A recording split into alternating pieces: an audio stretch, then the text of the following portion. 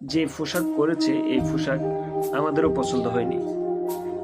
আমরা যারা এই ২৪-এর গণ অভ্যুত্থানের গর্বিত অংশীদার, আমাদেরই পছন্দ হয়নি পোশাক।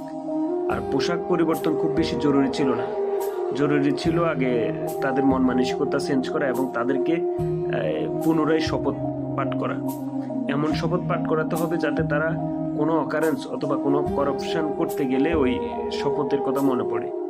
তাদের একেবারে জন্ম থেকে মৃত্যু অবধি এরকম কিছু কথা থাকতে হবে যেখানে তারা এই শপথের পরিপন্থী কোনো কাজ করতে পারবে না। তাহলেই হয়তো কিছু ভালো করতে পারে কিছু। যেমন র্যাবের কত সুন্দর একটা পোশাক ছিল, আগের যে পোশাকটা ছিল ওইটা অনেক সুন্দর পোশাক।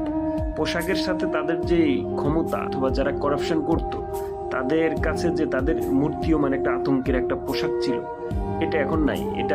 এটা এখন একেবারে হরহামেশা, যেটা একেবারে গ্রামের দর্জি দোকান থেকে যেই পোশাক সেলাই সেটা আরো ভালো এটার চাইতে।